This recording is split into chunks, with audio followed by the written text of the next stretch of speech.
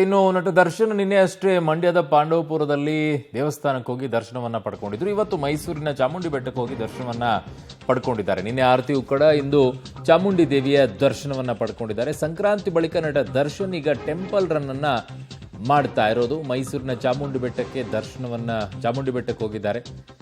ಹೋಗಿ ದರ್ಶನವನ್ನ ಮಾಡಿಕೊಂಡಿದ್ದಾರೆ. ವಿಶೇಷ ಪೂಜೆಯನ್ನ ಕೂಡ ಸಲ್ಲಿಸಿದ್ದಾರಂತೆ ಚಾಮುಂಡೇಶ್ವರಿಗೆ.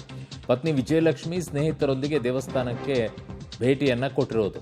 ಇನ್ನೇ ಮಂಡ್ಯ ಜಿಲ್ಲೆಯ ಆರತಿ ಉಕ್ಕಡಮ್ಮ ದೇವಸ್ಥಾನಕ್ಕೂ ಕೂಡ ಏಕಾಏಕಿ ಭೇಟಿಯನ್ನ ಕೊಟ್ಟಿದ್ರು. ಇವತ್ತು ಕೂಡ ಮೈಸೂರಿನ ಚಾಮುಂಡಿ ಬೆಟ್ಟಕ್ಕೂ ಕೂಡ ಭೇಟಿಯನ್ನ ಕೊಟ್ಟು ಅಲ್ಲಿ ತಾಯಿಯ ದರ್ಶನವನ್ನ ಪಡ್ಕೊಂಡು ಬಂದಿದ್ದಾರೆ.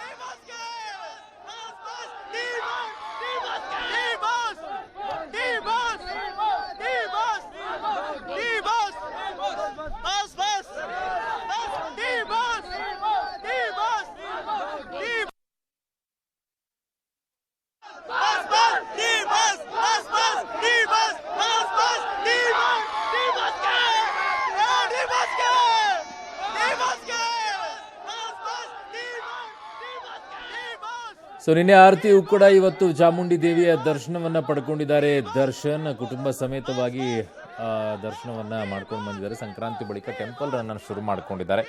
ಬಟ್ ಅಭಿಮಾನಿಗಳು ಮಾತ್ರ ಅವ್ರ ಮೇಲೆ ಏನೇ ಆರೋಪ ಇದ್ರೂ ಕೂಡ ಅವರನ್ನ ಡಿ ಬಾಸ್ ಅನ್ನೋದನ್ನ ಕರೆಯೋದನ್ನು ಮಾತ್ರ ನಿಲ್ಲಿಸೋದೇ ಇಲ್ಲ ಅಂತ ಕಾಣಿಸುತ್ತೆ. ನನ್ನ ಸಹೋದ್ಯೋಗಿ ಮೈಸೂರು ಪ್ರತಿನಿಧಿ ಕೆಪಿ ನಾಗರಾಜ್ ನನ್ನ ಸಂಪರ್ಕದಲ್ಲಿದ್ದಾರೆ. ಕೆಪಿ ನಾಗರಾಜ್, ರಾಜಕೀಯದಲ್ಲೂ ಕೂಡ ಹೀಗೆ ಕಾಣಿಸ್ಕೊಳ್ಳುತ್ತೆ, ಜೊತೆಗೆ ಚಿತ್ರನಟರಲ್ಲೂ ಕೂಡ ಹಿಂಗೆ ಕಾಣಿಸಿಕೊಳ್ಳುತ್ತೆ. ಅವ್ರಿಗೆ ಏನು ಮಾಡಿರ್ತಾರೆ, ಅವ್ರ ಮೇಲೆ ಏನು ಆರೋಪ ಇದೆ, ಅದರಿಂದ ಮುಕ್ತರಾಗಿ ಬರೋವರೆಗೂ ಕೂಡ ಅಭಿಮಾನಿಗಳಿಗೆ ತಾಳ್ಮೆ ಅನ್ನೋದಿರೋದಿಲ್ಲ. ಇನ್ನೂ ಕೂಡ ಡಿ ಬಾಸ್ ಅಂತಾನೆ ಘೋಷಣೆಗಳನ್ನ ಕೂಗ್ತಾರೆ. ಅಂದ್ರೆ ಏನ್ ಮಾಡಿದ್ರು ನಡೆಯುತ್ತೆ, ಅವ್ರನ್ನ ಒಪ್ಕೊಳ್ತೀವಿ ಅನ್ನುವಂತ ಮನಸ್ಥಿತಿನ ಅಲ್ಲ, ಬಹುತೇಕ ಸೆಲೆಬ್ರಿಟೀಸ್ ಇರುತ್ತೆ ಅದರಲ್ಲೂ. ಬಟ್ ಒಂದೇ ದರ್ಶನ್ ಅವರ ಅಭಿಮಾನಿಗಳ ವಿಚಾರದಲ್ಲಿ ಜಾಸ್ತಿ ಇರ್ಬೋದೇನೋ ಅರುಣ್. ಯಾಕಂದ್ರೆ ಇವತ್ತಿನ ಕಾಣ್ತಾ ಇದ್ದಂಥದ್ದು ಕೇವಲ ಇವತ್ತು ದರ್ಶನ್ ಅವರಿಗೆ ಜೈಘೋಷ ಮಾತ್ರ ಅಲ್ಲ, ದರ್ಶನ್ ಅವರ ಪತ್ನಿ ವಿಜಯಲಕ್ಷ್ಮಿ ದರ್ಶನ್ ಅವ್ರಿಗೂ ಕೂಡ ಜೈಘೋಷಗಳನ್ನ ಅವರ ಅಭಿಮಾನಿಗಳು ಕೂಗ್ತಾ ಇದ್ದಂಥದ್ದು.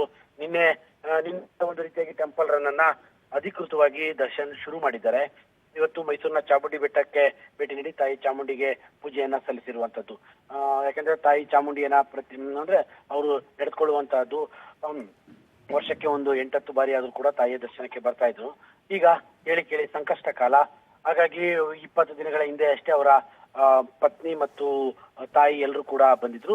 ಆ ಸಂದರ್ಭದಲ್ಲಿ ಅವರು ಬಂದಿರ್ಲಿಲ್ಲ. ಈಗ ಯಾಕಂದ್ರೆ ಅವತ್ತು ಪರ್ಮಿಷನ್ ಕೂಡ ಇರ್ಲಿಲ್ಲ ಆಗ ಬರೋದಕ್ಕೆ. ಈಗ ಪರ್ಮಿಷನ್ ಎಲ್ಲ ಸಿಕ್ಕಿರುವಂತಹ ಹಿನ್ನೆಲೆಯಲ್ಲಿ ಇವತ್ತು ಬಂದು ದೇವಸ್ಥಾನಕ್ಕೆ ಬಂದು ತಾಯಿಗೆ ಪೂಜೆಯನ್ನ ಸಲ್ಲಿಸಿದ್ರು. ಎಂದಿನಂತೆ ಅವರ ಅಭಿಮಾನಿಗಳ ಜಯಘೋಷ ಸಹಜವಾಗಿ ಮುಗಿಲ್ ಮುಡ್ತಾ ಇತ್ತು.